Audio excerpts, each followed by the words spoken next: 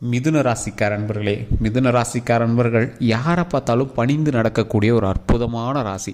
யாரை பார்த்தாலும் ஈஸியாக இந்த ஆள் எப்படின்னு கெஸ் பண்ணிடுவாங்க.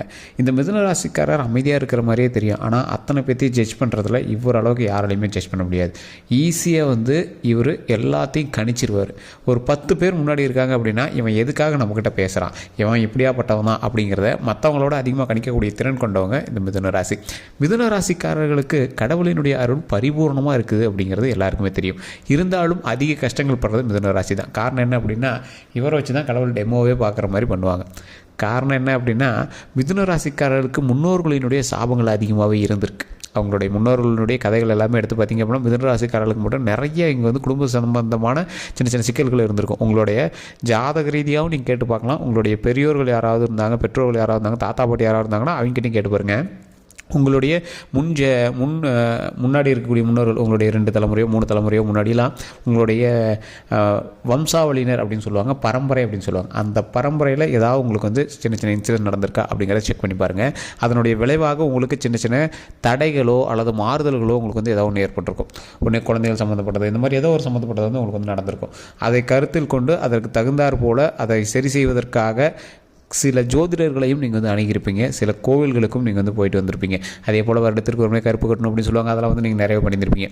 இந்த மிதுன ராசிக்காரர்கள் இது எல்லாமே பண்ணாலும் அவங்களுக்கு ஒரு சாட்டிஸ்ஃபேக்ஷனான சில விஷயங்கள் இன்னும் கிடைச்சதில்லை அப்படின்னு தான் சொல்லணும். அவர்கள் எல்லாமே நான் சொல்லக்கூடிய விஷயத்தை நீங்கள் கண்டிப்பாக மைண்டில் வச்சுக்கோங்க. இந்த வீடியோவை முழுசாக பாருங்கள்.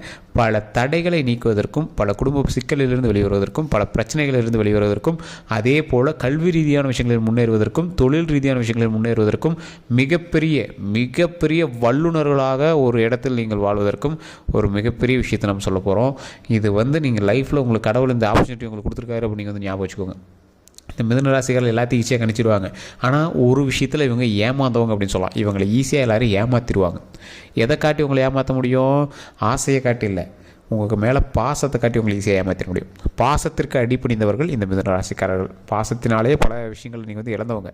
ஸோ அதனால் பாச விஷயத்தில் கொஞ்சம் கண்ட்ரோலாகவும் கரெக்டாக இருந்துட்டீங்க அப்படின்னா உங்களை யாராலையும் ஏமாற்ற முடியாது. என்ன தான் நீங்கள் கண்ட்ரோலாகவும் கரெக்டாக இருந்தீங்க அப்படின்னாலும் மனது ரீதியான விஷயங்களில் ஒவ்வொரு விஷயத்தில் நீங்கள் கொஞ்சம் அப்படியே டவுன்ஃபாலாக தான் இருப்பீங்க. இந்த ராசிக்காரர்கள் எப்பொழுதுமே தொழில் ரீதியான விஷயங்களில் ஒரு மிகப்பெரிய ஒரு சாட்டிஸ்ஃபேக்ஷனான தொழில் ஒரு பண்ணும் அப்படிங்கிறதுக்காக எல்லாமே பண்ணுவார். இவர் என்ன தான் தொழில் ரீதியான விஷயங்களில் டாப் மோஸ்ட் சில விஷயங்களை நீங்கள் செஞ்சாலும் இவருக்கு விபூதி அடிக்கிறதுக்குனே பின்னாடி யாராவது ஒருத்தன் சுற்றிட்டு இருப்பான்.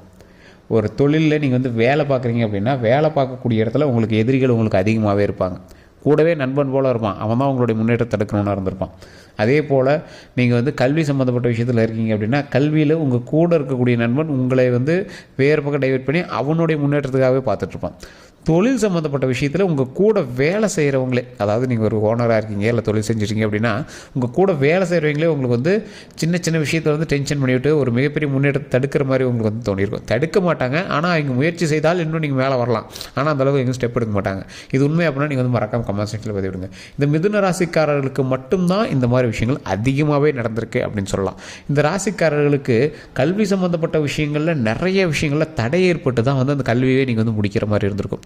முன்னொரு காலத்துலேயே இருந்தாலும் சரி, இப்போ இருக்கக்கூடிய காலத்துலேயே இருந்தாலும் சரி, ஏதோ ஒரு படிச்சுட்டு இருப்பீங்க, அதில் ஏதோ ஒரு சின்ன சின்ன டைவர்ஷனால் நீங்கள் கல்வி மாற்றமோ இடமாற்றமோ இல்லை கல்வி கம்ப்ளீட் பண்ணாமையோ ஏதோ ஒரு விஷயத்தினால மாறி நீங்கள் பண்ணிக்கிற மாதிரி இருக்கும். ஸ்கூல் லைஃபே பாருங்கள், ஒரே ஸ்கூல்லேயே நீங்கள் கம்ப்ளீட் பண்ணுறதுக்கான வாய்ப்புகள் கொஞ்சம் கம்மி தான். அதே போல் கல்வியே நீங்கள் முழுசாக முடிச்சிருக்கீங்க அப்படின்னாலும் அது கொஞ்சம் கம்மி தான். அதிகமாக இந்த கல்வி முழுசாக முடித்த மிதுன ராசிக்காரர்கள் கொஞ்சம் கம்மி தான். இருந்தாலும் நல்ல ஒரு முன்னேற்றம் இருக்கக்கூடிய, ஒரு முன்னாடி இருக்கக்கூடிய ஒரு வழிகாட்டுதலின் பேரில் முன்னேற்றம் இருக்கக்கூடிய ஒரு நபராக தான் நீ இருந்திருப்பீங்க. இந்த ராசிக்காரர்களுக்கு தொழில் சம்மந்தப்பட்ட விஷயங்கள் எந்த அளவுக்கு மேன்மை கொண்டு வருதோ அந்த அளவுக்கு தொழில் ரீதியான விஷயங்களில் கவனமும் இருக்கணும் அப்படிங்கிறத நீங்கள் மைண்டில் ஞாபகம் வச்சுக்கணும். கவனமாக இருக்கக்கூடிய ராசிக்காரர்களில் இந்த ராசிக்காரர்கள் 2026 முதன்மையில் இருக்கீங்க. கவனமாக இருக்கணும். எதில் சார் கவனமாக இருக்கணும்? தொழிலில் நீங்கள் கண்டிப்பாக கவனமாக இருந்தே ஆகணும். கல்வியில் கவனமாக இருந்தே ஆகணும். வேறு ஒருவர் மீது நீங்கள் காட்டக்கூடிய அன்பிலும் பாசத்திலும் நீங்கள் கவனமாக இருந்தே ஆக வேண்டும் என்ற காலகட்டம். வேறொருவர் மீது காட்டக்கூடிய அன்பு பாசனம் எது?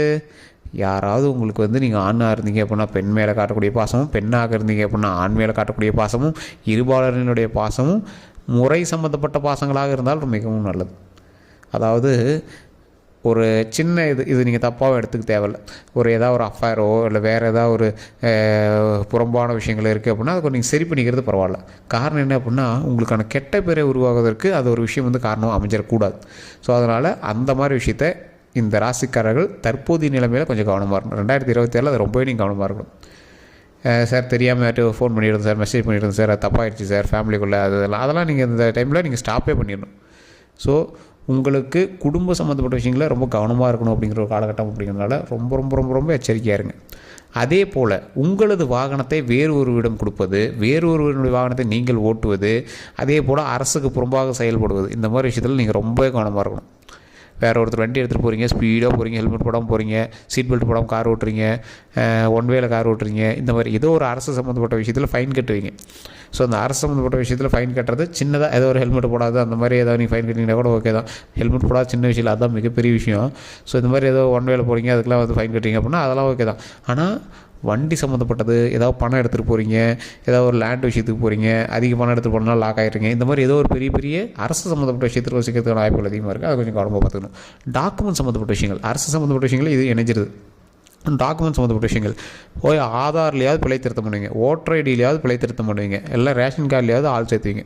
இந்த மாதிரி உங்களுடைய டாக்குமெண்ட் சம்மந்தப்பட்ட விஷயத்தில் ஏதோ ஒரு திருத்தங்கள் செய்யக்கூடிய ஒரு காலகட்டமாக இந்த காலகட்டம் உங்களுக்கு அமையுது. மிதுன ராசிக்காரர்களுக்கு தொழில் ரீதியான நன்மைகள் பல விஷயங்கள் இருக்குதுங்க. ஆனால் அந்த தொழில் ரீதியான நன்மைகளில் நீங்கள் மட்டும் இருந்தீங்க அப்படின்னா ஓகே அப்படின்னு சொல்லலாம். உங்கள் தொழிலில் மற்றவர்களும் ஈடுபடுறாங்க.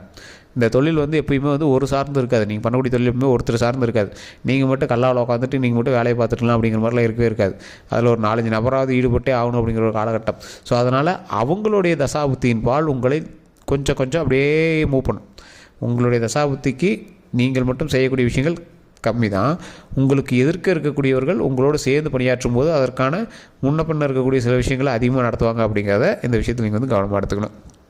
இந்த ராசிக்காரர்களுக்கு முதன்மையான ஒரு விஷயம் என்ன அப்படின்னா, தொழில் செய்யக்கூடிய இடத்துல ஒரு பெருமாளினுடைய புகைப்படம் வைத்து அந்த இடத்துல நீங்கள் வழிபட்டீங்க அப்படின்னா மிகப்பெரிய நல்லது.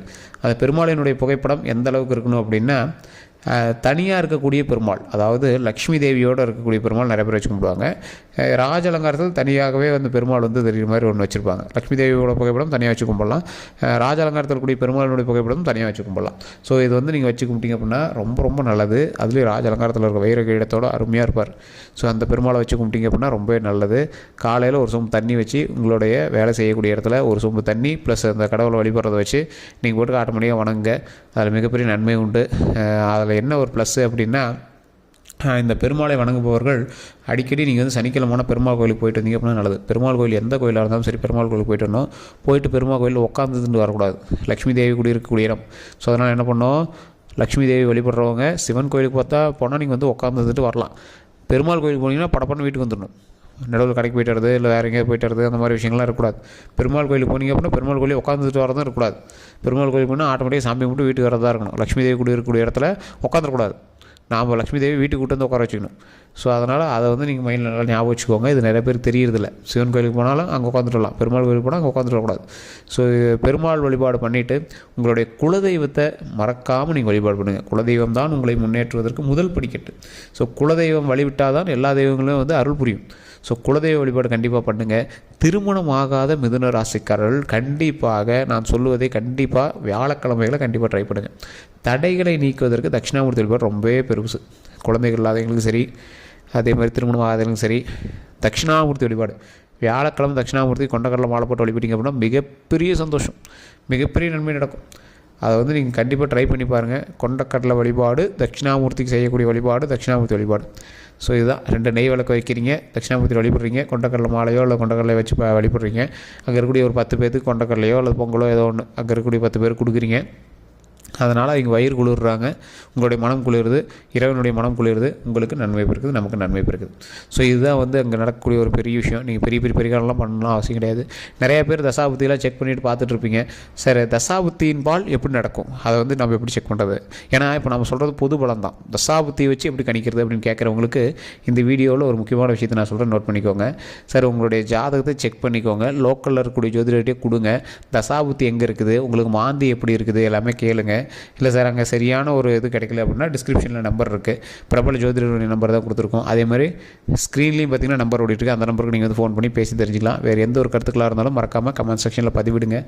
தயவுசெய்து அந்த நம்பருக்கு ஃபோன் பண்ணுங்கள். பிஸியாக இருந்தது அப்படின்னா கொஞ்சம் வெயிட் பண்ணுங்கள். நிறைய பேர் வந்து சார் ஃபோன் பண்ணால் பிஸியாக இருக்குது, எடுக்க முடியல, எடுக்க மாட்டேங்கிறாங்க, அதுங்கிறீங்க. கொஞ்சம் வெயிட் பண்ணிங்கன்னா கண்டிப்பாக வந்து உங்களுக்கு ரிப்ளை பண்ணுவாங்க. வெளிநாட்டு மக்களும் வாட்ஸ்அப் மூலமாக நீங்கள் வந்து பேசி தெரிஞ்சுக்கலாம். வேறு ஏதாவது கருத்துக்கள் இருந்தால் மறக்காமல் கால் பண்ணி கேட்டு தெரிஞ்சுக்கோங்க. நன்றி நண்பர்களே.